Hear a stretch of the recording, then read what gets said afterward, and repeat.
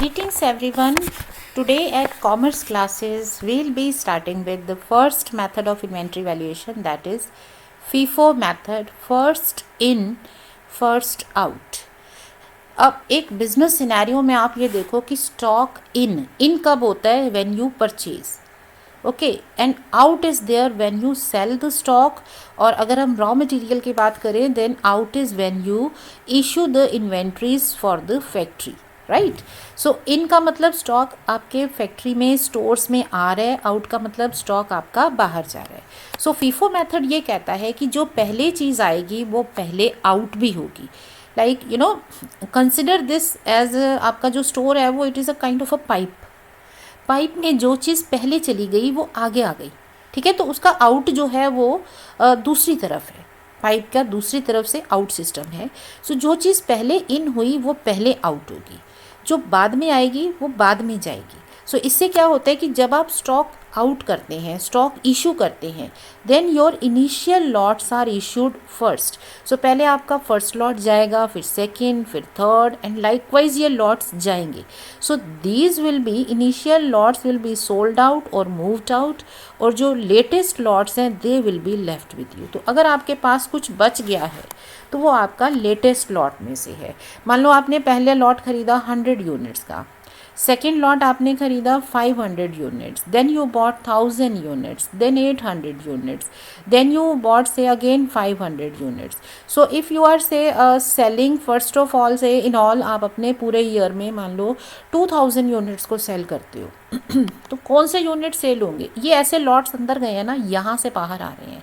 सो 2000 की सेल करने के लिए first of all you will sell 100, फिर नेक्स्ट लॉट जाएगा, कितना हो गया 600, फिर नेक्स्ट लॉट गया 1600, ये दोनों मिलाया आपने, ठीक है ना. पहला लॉट गया, दूसरा गया 600, थर्ड लॉट आउट हुआ 1600. अभी भी कितना सेल करना था?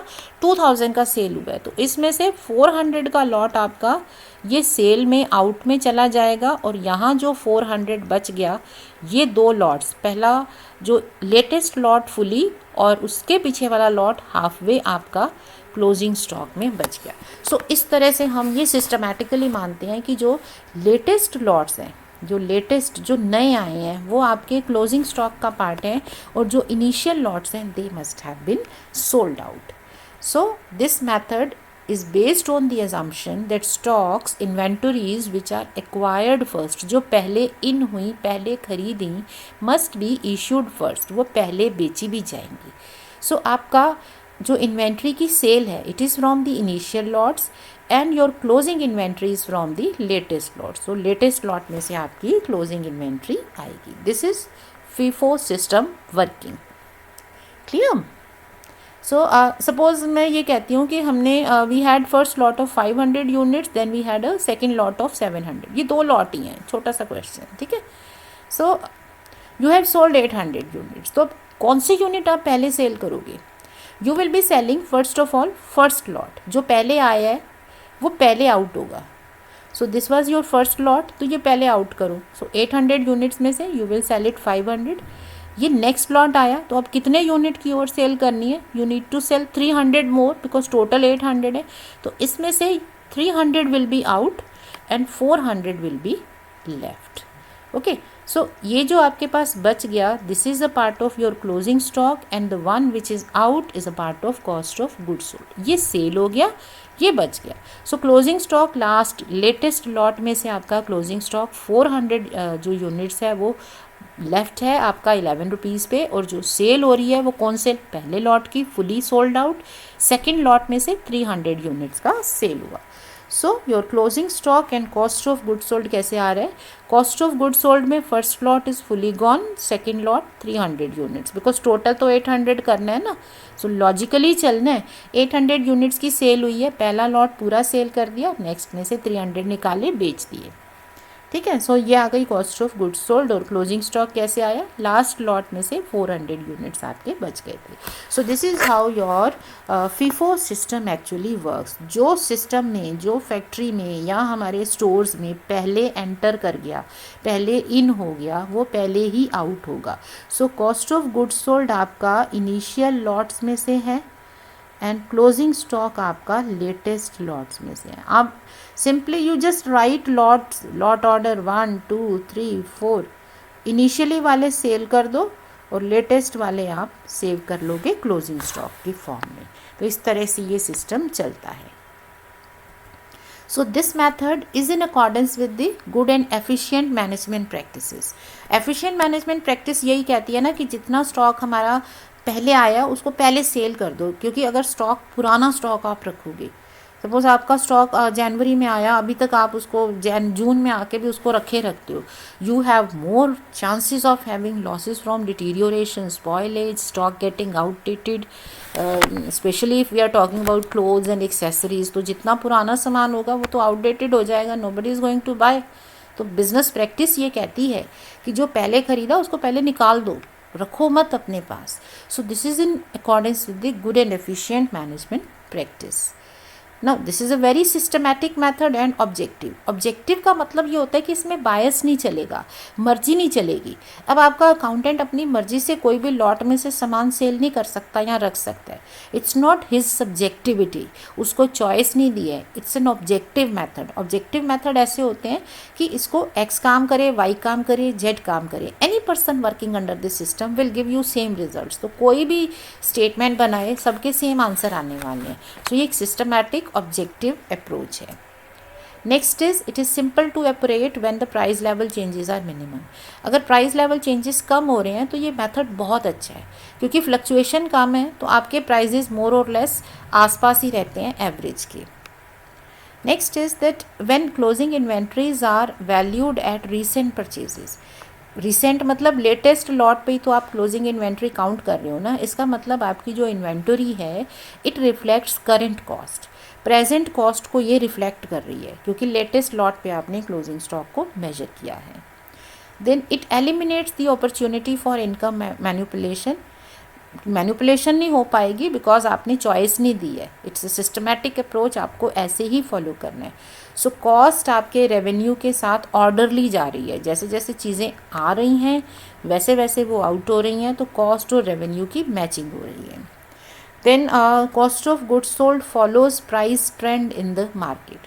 Cost of goods sold market में जो प्राइजेज हैं उसके अकॉर्डिंगली चल रहा है। So it represents more recent cost. अगर आपका रैपिड टर्नओवर है, अगर आपकी इन्वेंट्री जल्दी जल्दी सेल होती है, टर्नओवर ऑफ इन्वेंट्री का मतलब है कितनी जल्दी सेल हो रही है। मतलब आप इन्वेंट्री आप लाए, मे बी 15 डेज़ का टर्नओवर है, आप 15 डेज़ में उसको सेल कर देते हो, तो आपकी जो कॉस्ट प्राइस है वो मैक्सिमम 15 डेज़ पुरानी होगी ना, क्योंकि आप आज इन्वेंट्री लाए हो, विद इन 15 डेज़ आप उसको सेल कर रहे हो। सो ये जो सेल हो रही है इसकी कॉस्ट कौन सी है, जो 15 डेज़ पहले हमने इनकर करी थी, तो रीसेंट कॉस्ट हो गई ना if there is a rapid turnover. इसमें प्रॉब्लम ये है कि अगर आपका टर्नओवर टाइम काफ़ी ज़्यादा है, 6 मंथ्स है मान लो, तो ओल्ड प्राइजेज आ जाएंगे। So you have some demerits also, but it has some good points. So inventory की कॉस्टिंग में ये method is good because there is no unrealized holding gains. Although देखो इसको आप ऐसे भी लर्न कर सकते हो, there is no possibility of holding gains, but try to understand this also. Suppose you bought inventory in January say for 100 rupees, ठीक है, 100 रुपीज़ का आपने एक पैकेट खरीदा। आज आप 31 मार्च को इसको एज एन इन्वेंट्री शो करना चाहते हो। सपोज प्रेजेंटली इसका प्राइस हो चुका है, कॉस्ट प्राइस हो चुका है 115, यू सेल इट एट से 145। Now if you show inventory at the old price, आप ओल्ड प्राइस पे शो कर रहे हो, इसका मतलब जब भी इस इन्वेंट्री को सेल करोगे you will sell it at 145, आपकी बुक्स प्रॉफिट शो करेंगी 45 रुपीज़ का। बट ये जो 45 रुपीज़ का प्रॉफिट है ये आपका सेल की वजह से नहीं है, बिकॉज अगर आप एक्चुअल में ट्रेड करो, ट्रेड मतलब परचेज एंड सेल करो, ये परचेज करो ये सेल करो, ये इंस्टेंटेनियस है, आज की डेट में है, तो आपका प्रॉफिट, एक्चुअल प्रॉफिट जो है वो 30 है, आपका ट्रेडिंग प्रॉफिट तो 30 होना था। ये जो 15 रुपीज़ का जो प्रॉफिट है this is your holding gain, ये होल्डिंग गेन है, ठीक है ना, क्योंकि आपने पुराने प्राइजेस ले लिए थे। तो 15 रुपये, आज तो इसकी कॉस्ट ही 15 रुपीज़ बढ़ चुकी है, तो ये जो आप स्टॉक 15 कम पे दिखा रहे हो, 15 रुपीज़ कम पे दिखा रहे हो, तो ये आपका होल्डिंग गेन है। ओके, सो अनरियलाइज्ड जो होल्डिंग गेंस हैं वो इसमें कम होते हैं बिकॉज आप ओल्ड प्राइजेज नहीं लेते हो, आपके प्राइजेज लेटेस्ट होते हैं. क्लोजिंग स्टॉक ओल्ड वैल्यू पे नहीं आता है, लेटेस्ट पे आता है. So there is no possibility of unrealised holding gains. All right. Now this system has some weaknesses also. Number one, there is not a proper matching of current cost of goods with the current sale. Certainly देखो आपके पास ये lots हैं, lot 1 2 3 4 5. अब ये latest lot है, ये current cost को reflect कर रहा है. So if you are taking inventory at this current cost, so obviously आपकी जो कॉस्ट ऑफ गुड्स सोल्ड है वो ओल्ड कॉस्ट को रिफ्लेक्ट कर रही है, इजंट इट? सो आपकी जो रेवेन्यू है वो आज का है लेकिन कॉस्टिंग उसकी पुरानी हो सकती है. So there may not be a proper matching. आपकी मैचिंग जो है रेवेन्यू और कॉस्ट की मैचिंग इम्प्रॉपर भी इसमें हो सकती है. Another is this method is difficult to operate when you have frequent purchases. अगर आप बहुत बार सामान खरीद रहे हो, एवरी वीक आपके पास इन्वेंट्री आ रही है, सेल हो रही है, सो ये बड़ा टीडियस सा हो जाता है because you have so many transactions, you need to keep track of a lot of inventories. So this becomes difficult to operate. Then different inventory cost may be assign to identical jobs. ये एक बहुत बड़ा issue है. देखो जैसे ये issue हो जाता है फैक्ट्रीज़ में. मान लो आपने रॉ मटेरियल है, इनिशियली आपने 10 रुपीज़ पर केजी रॉ मटेरियल ख़रीदा, then you bought it 11 rupees पर केजी. अब प्राइजेस बढ़ गए हैं, नेक्स्ट आपने आज की डेट में 13 रुपीज़ पर केजी खरीदे. Now when you setup your factory, आप प्रोडक्शन के लिए जब पहले लॉट इशू कराते हो आपको इसमें से स्टॉक मिल जाता है. सपोज़ आपने 1000 किलोग्राम का स्टॉक ले लिया, तो यहाँ रॉ मटेरियल की कॉस्ट कितनी हो गई? 10,000. उसके बाद आपने फिर इसको लिया, मान लो अब ये भी फिनिश हो गया, थर्ड लॉट जब आपने बनाया आपको इसमें से रॉ मटेरियल मिला. सेम अब 1000 किलोग्राम इशू कराते हो, बट आपके अब रॉ मटेरियल की कॉस्ट जो है वो बढ़ गई है.